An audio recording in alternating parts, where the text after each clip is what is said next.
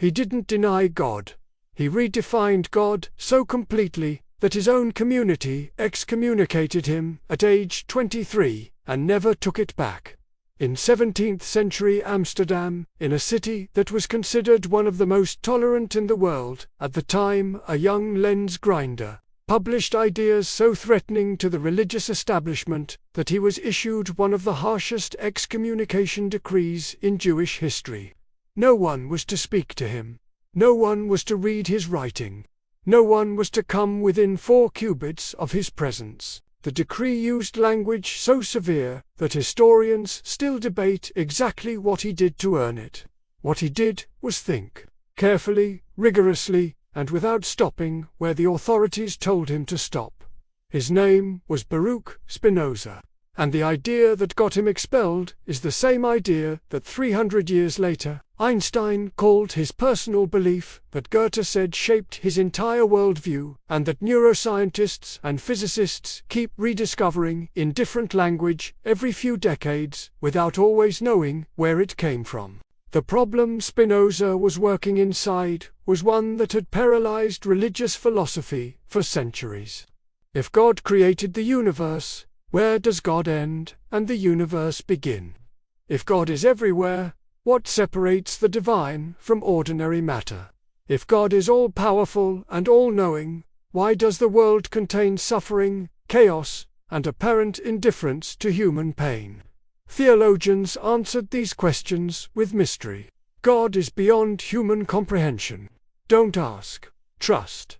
Spinoza looked at that answer and found it intellectually dishonest. He had been raised in a community that took religious study seriously, and he took it more seriously than most. He read the Bible in its original languages. He studied the medieval philosophers. He engaged with Descartes. He was, by all accounts, a genuinely devout thinker, trying to understand what he believed rather than simply inherit it. And what he kept running into was a God defined largely by what God wasn't. Not limited, not physical, not knowable. A God constructed almost entirely from negations, standing outside the universe and occasionally intervening in it. That model, Spinoza concluded, was not only philosophically incoherent, it was smaller than what reality actually suggested. Consider carefully what he proposed instead. He argued that there is only one substance in existence, one. Everything that exists, including matter, thought, physical reality, mental reality, the laws governing how things behave. The fact that anything exists at all of it is one single infinite thing. And that thing, he said, is what you can call God if you want. Or you can call it nature. The names are interchangeable because they refer to the same reality. God is not a being who made the universe. God is the universe, not a part of it, not a force inside it. The whole thing, including its laws, including its necessity, including every rock and thought and mathematical relationship that exists anywhere. Most people who encounter this idea for the time either dismiss it immediately as obviously wrong or feel a sudden strange recognition, like hearing a word for something they had been sensing but couldn't name. There's almost no neutral reaction, and the non-neutral reactions tell you something about why it mattered so much. The religious establishment of his time heard it as the destruction of God. If God is just another name for nature, then God has no will, no personality, no intention toward humanity. No miracles, no chosen people, no divine reward or punishment. No prayer that reaches a being who might respond. The comfort and the meaning that institutional religion provided depended on a God who cared specifically about human beings. Spinoza's God cared about nothing, because caring requires being separate from the thing you care about. And this God was not separate from anything. That's why they expelled him. Not because he was an atheist. Because he was something more destabilizing than an atheist. He gave God back in a form that left the religious institutions with nothing special to offer. Now here's where this stops being a history lesson. You probably have some version of the same internal conflict Spinoza was navigating, even if you've never framed it that way.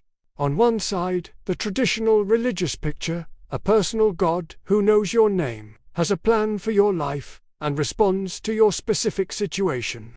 On the other side, what science and direct experience seem to show, a universe operating on laws that don't bend for anyone. Vast indifference to individual suffering, no obvious cosmic hand-guiding events toward meaning. Most people live permanently in the tension between those two things. They reject the traditional picture intellectually but still feel the absence of it emotionally. Or they accept it intellectually but quietly sense that the universe doesn't match the description. The discomfort of that gap is one of the quieter forms of suffering in modern life. The feeling that you're supposed to either believe or not believe, and you can't fully do either. Spinoza's move is to dissolve the tension by questioning the frame. What if the universe operating on laws is itself the thing worth calling sacred? What if the order holding everything together, the fact that causes produce effects and structures persist, and mathematics describes reality with eerie precision? What if that necessity is the miracle rather than evidence against one? What if being part of something infinite and interconnected is the religious experience, and the personal God was always a smaller version of a much larger truth? He wasn't offering comfort in the traditional sense.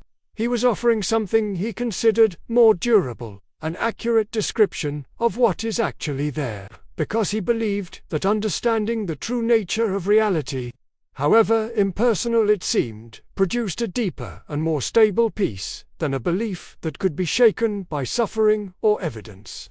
He called the highest human good the intellectual love of God, which, in his terms, meant loving the universe as it actually is, not as you wish it were, not filtered through the doctrine of any particular tradition. The thing itself, in its full necessity and indifference and strange mathematical elegance. Think about what you actually feel when you stand somewhere genuinely vast, an ocean at night, a clear sky with no light pollution showing the depth of space behind the stars, a mountain range where the scale makes human concerns temporarily disappear. Something happens in those moments that doesn't fit neatly into either the religious or the secular box. It's not nothing, but it's also not a personal being looking back at you. It's something that most languages don't have a precise word for. Spinoza had a word for it. He'd say you were briefly experiencing what always was, the thing that was there before you arrived and will be there after you're gone, of which you are a temporary and genuine expression, not a visitor to the universe, not a soul passing through matter, an actual piece of it, thinking. That reframe changes how you relate to your own existence. If you are not a self, separate from the world, trying to find your place in it, but an expression of the same substance that constitutes everything, then the question of meaning stops being about finding your role in a story and starts being about understanding your nature, which is also the universe's nature, which is also, in Spinoza's vocabulary, God's nature. He was excommunicated for saying this. Einstein called it the only belief he could hold with intellectual honesty. Goethe said it freed him. Shelley, Wordsworth, Coleridge, all of them came to it through different paths and found it true. The lens grinder in Amsterdam who couldn't be spoken to, who lived simply and died young from the glass dust in his lungs, left behind a picture of reality that keeps outlasting every attempt to dismiss it. Maybe because it's accurate. Subscribe if this cracked something open that you want to keep thinking about.